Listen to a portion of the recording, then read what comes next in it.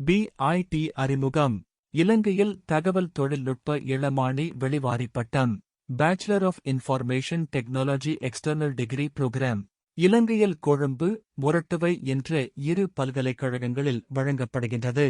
இதில் கொழும்பு பல்கலைக்கழகத்தின் கொழும்பு பல்கலைக்கழக கணினிக் கல்லூரியினால் வழங்கப்படும் பிஐடி பற்றிய தெளிவை இப்பதிவு வழங்குகின்றது.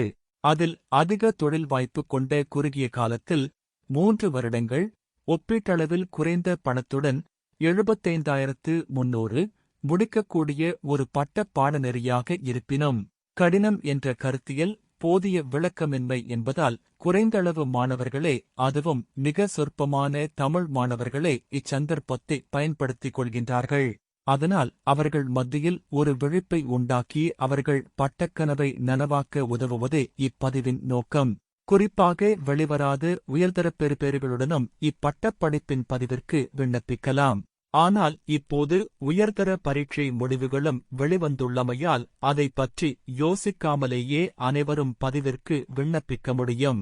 அத்துடன் எந்தவொரு உள்வாரி மாணவனும் எந்த பிரச்சனையும் இல்லாமல் இப்பட்டப்படிப்பை எப்போதும் தொடர முடியும்.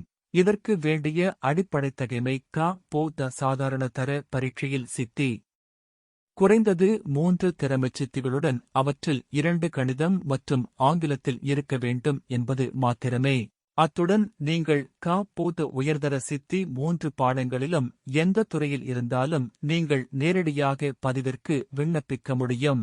நீங்கள் க.பொ.த உயர்தரத்தில் எந்த துறையிலும் சித்தியடையவில்லை என்றால் கூட fundamentals of information technology (FIT) என்ற ஒரு பரீட்சைக்கு தோற்றி அதன் சித்தியோடும் விண்ணப்பிக்க முடியும். உங்களுக்கு க.பொ.த சாதாரண தரத்தில் கணிதம், ஆங்கிலத்தில் சி இருந்தாலே பட்டக் கனவை நனவாக்க முடியும். சந்தர்ப்பத்தை தவற விடாதீர்கள். இப்போது இல்லையாயினும் க.பொ.த சாதாரணதர பரீட்சைக்கு மீண்டும் விண்ணப்பித்து இத்தகைமையை பெற்றுக்கொண்டும் எதிர்வரும் வருடங்களில் விண்ணப்பித்து தொடர முடியும். இணைய வழி வர்ச்சுவல் லர்னிங் என்வாயரன்மெண்ட் மூலம் பாடநெறிகள் அனைத்தும் பாடங்கள் அனைத்தையும் பெற்றுக்கொள்ள முடியும். பல்கலைக்கழகத்துக்கு சென்று படிக்க வேண்டிய அவசியத்திற்கே இடமில்லையாதலால் வேலை செய்பவர்களும் இக்கற்கை நெறியை தொடரலாம். நீங்கள் சுயகற்றல் மூலமோ பிரத்யேக வகுப்புகள் மூலமோ கல்வி நிறுவனங்கள் மூலமோ கற்க முடியும். பரீட்சையில் தோன்றி சித்தியடைந்தால் போதும். இறுதிப் பரீட்சைகள். இறுதி 3ஆம் வருடம் மாத்திரம் கொழும்பில் யாழ்ப்பாண பல்கலைக்கழகத்தில் வட மாகாண மாணவர்கள் விரும்புபவர்கள் தோற்ற முடியும்.